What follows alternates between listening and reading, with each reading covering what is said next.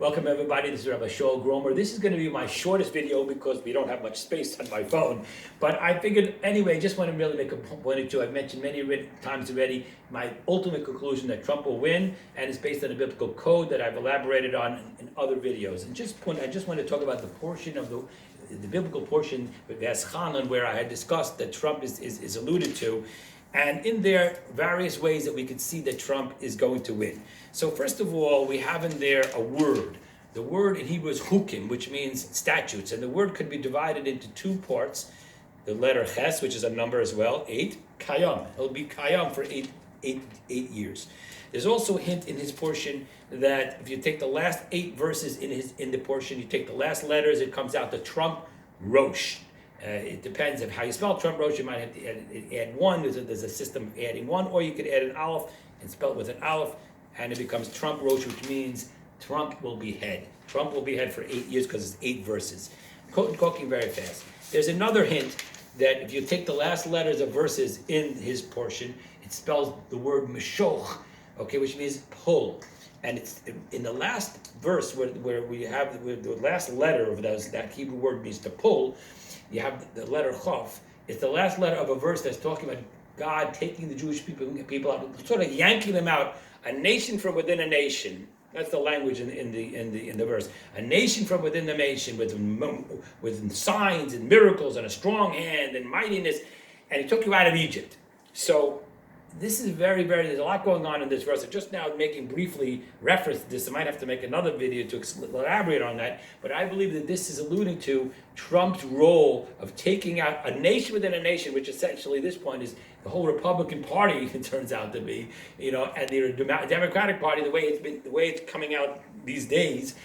It's a nation within a two opposite worlds, and I did a numerical value to the first nation, which means the word for nation is goy, and the last letter Hebrew letter is a yud. If I do all the last letters, it comes out to a numerical value that adds up to Donald Trump, and so that is the nation. That's the last letter of that word nation.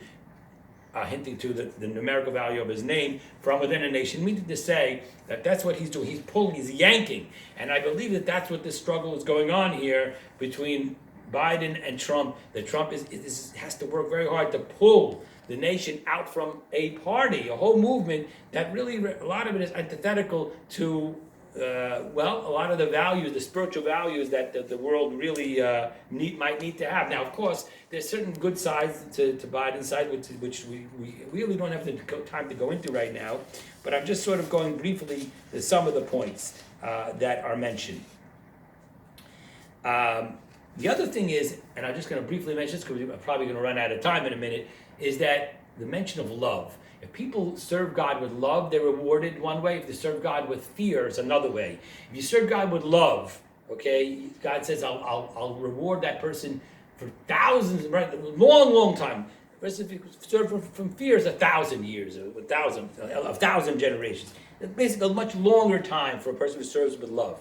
And God talks about his love for us and us, our love for him. There's verses of loving God. And I see in Trump a tremendous love for the nation. He does have a love for the Jewish people, Israel, and people love him. The people who follow him don't just like him, they love him. And I can't say that they love Biden, but they love Trump. And I think that this love is an interesting phrase in the rabbis, that love breaks through the line. And so this is what we see here, that in the end, I believe that the love, which on one side is dealt with Trump, and the fear, which is on the other side, dealing with COVID, and then we've got these two things going on. I believe that the love will be more powerful, and that's what his own parsha is hinting to, the more powerful in terms of the reward. And that is my last point in this video, that he's done so many great things, he needs to be rewarded. And so it's impossible to imagine that after 4 years, he just would have everything just crash down to the ground and not be rewarded in this world. Especially as it's brought down, someone who sanctifies God's name in public is rewarded in this world and in the next world. And he's done such great things publicly. Now, of course, there's things that he may have done, perhaps would have done more with COVID, but we can't overlook, and which unfortunately the Democratic side has been overlooking, the great things that he's done, unbelievable things that he needs to be rewarded in this world. And certainly one of the rewards is that he should continue to be president for 4 years.